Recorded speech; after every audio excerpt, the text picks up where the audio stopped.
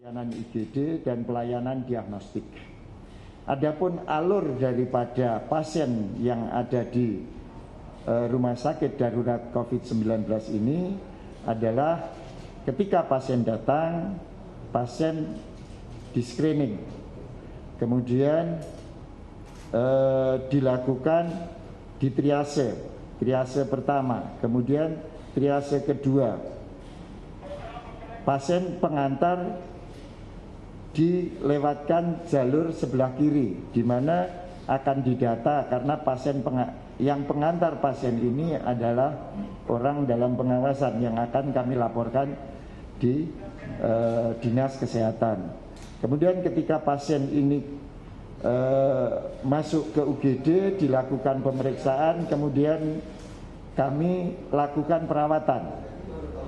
Bila perawatan dibutuhkan, perawatan yang perlu perawatan intensif, kami akan tempatkan di lantai 2. Tapi bila tidak perlu perawatan yang intensif, akan kami tempatkan di hunian lantai 4 sampai dengan lantai 32. Masing-masing lantai ini ada 32 unit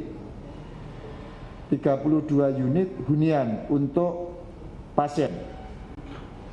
Masing-masing unit berisi 2 tempat tidur.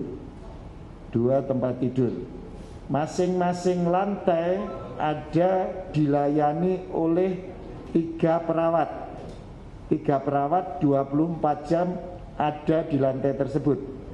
Sehingga bila ada keluhan dari pasien, akan diharapkan menghubungi daripada perawat tersebut. Kemudian dilakukan pemeriksaan oleh perawat, kemudian dipanggilkan dokter untuk naik ke lantai tersebut, di mana 1 unit lagi kita peruntukkan untuk ruang periksa.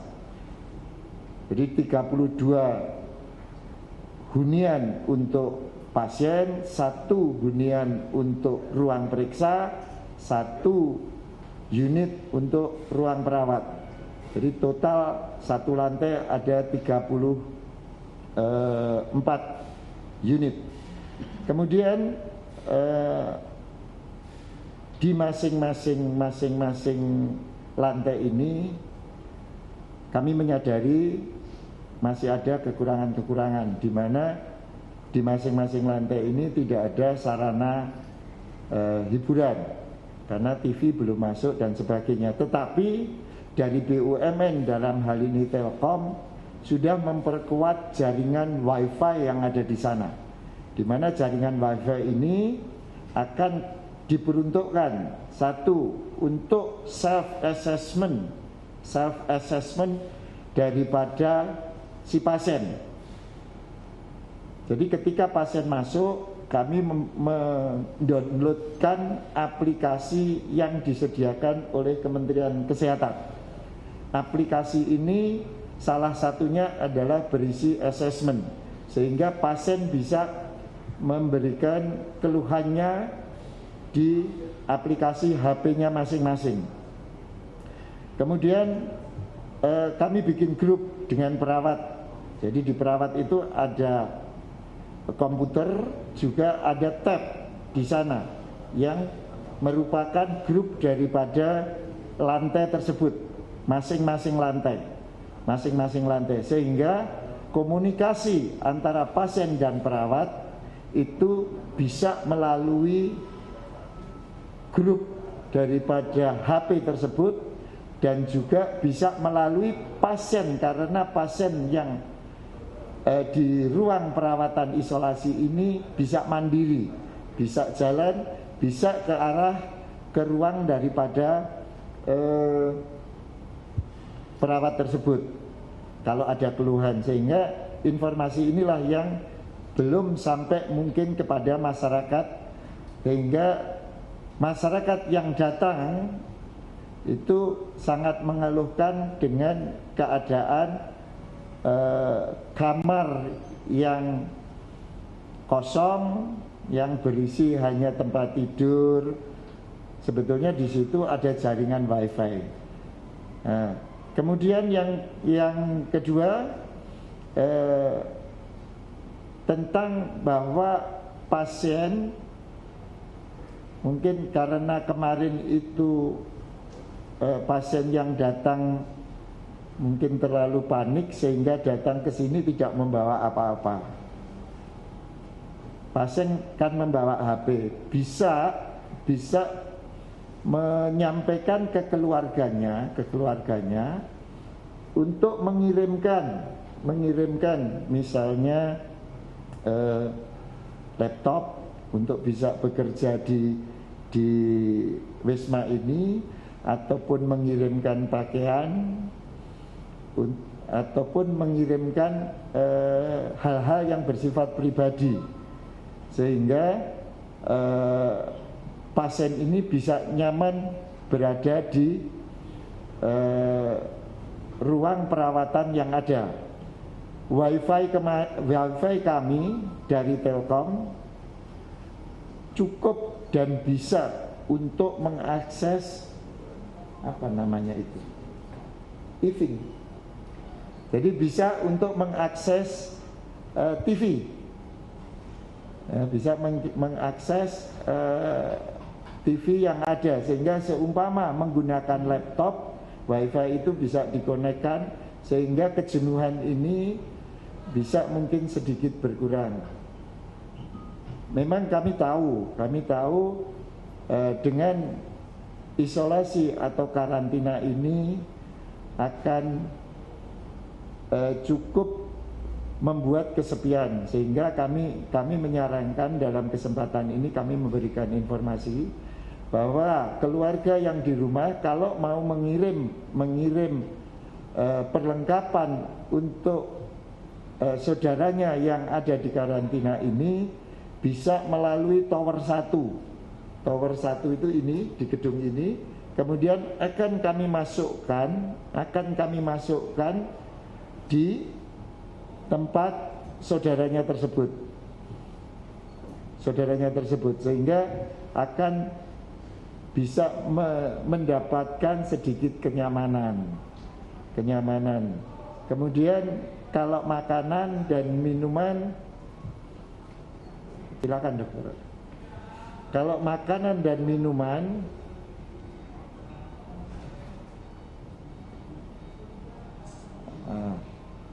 nah ini ada dokter dari ID, dari Perhimpunan Paru. Jadi yang dokter spesialis paru yang mengcover daripada kegiatan ini. Jadi di sini ada dokter spesialis paru, dokter spesialis penyakit dalam, dokter radiologi, dokter spesialis patologi klinik, dokter spesialis THT, dan lain-lain. Jadi kami masih dari berbagai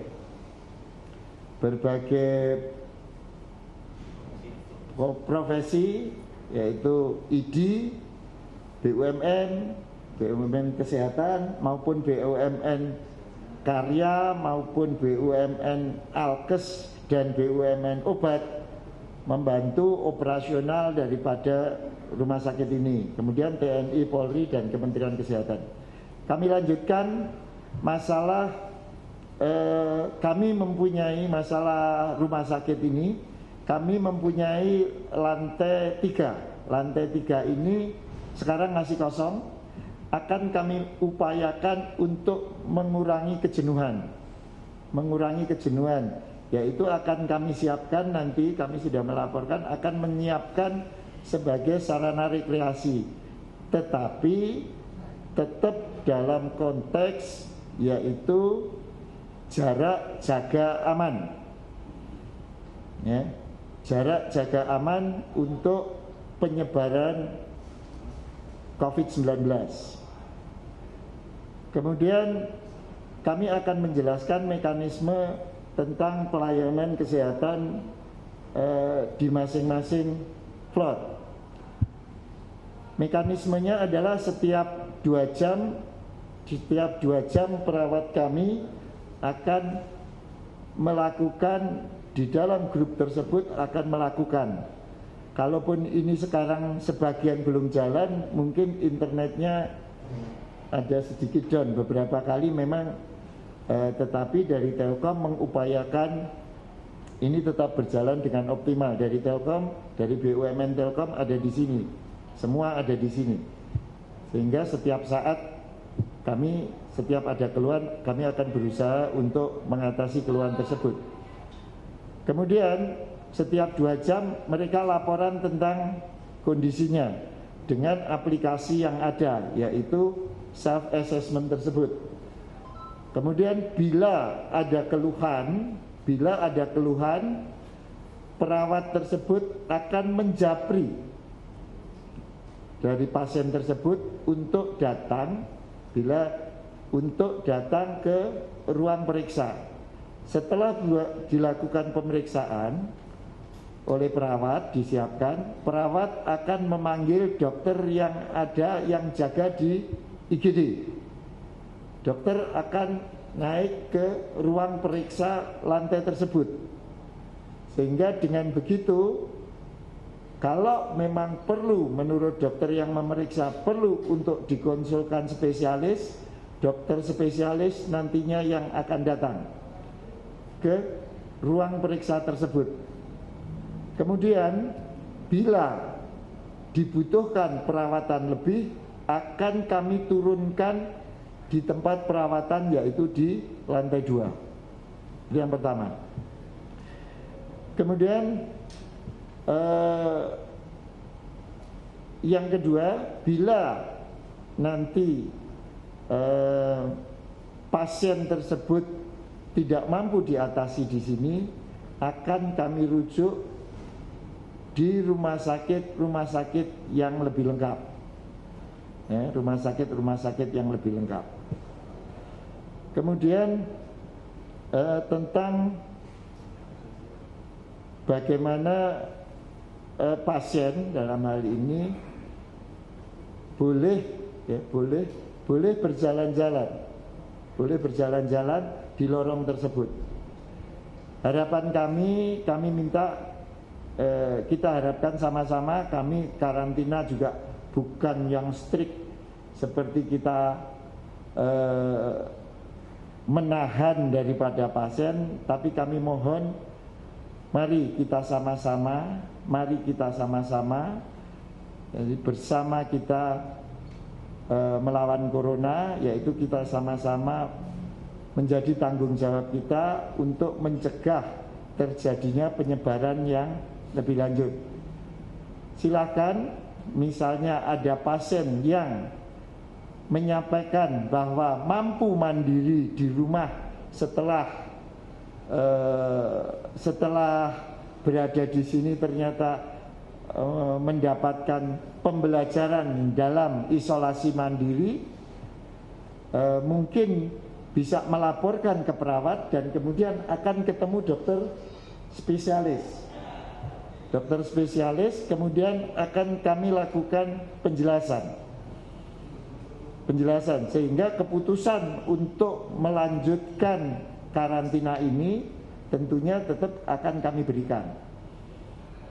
Jadi jangan khawatir, di sini akan seperti terkungkung, pasti terkungkung karena kita biasa di luar, tetapi di sini di satu ruangan lebih dari, hampir bisa dikatakan 14 jam. Tetapi kamar itu tidak terkunci, sehingga sebetulnya pasien bisa jalan keluar karena kami menyiapkan di masing-masing ruangan tersebut adalah dispenser, sehingga pasien bisa keluar, kalau untuk minum dan sebagainya bisa keluar. Kemudian tentang apa saja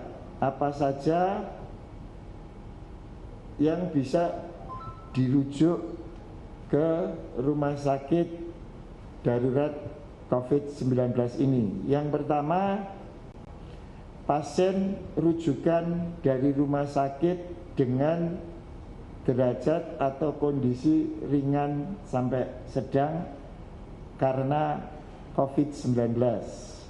Yang kedua, bisa dari masyarakat yang merasa mengalami gangguan atau sakit dengan dikarenakan COVID-19. Yang ketiga,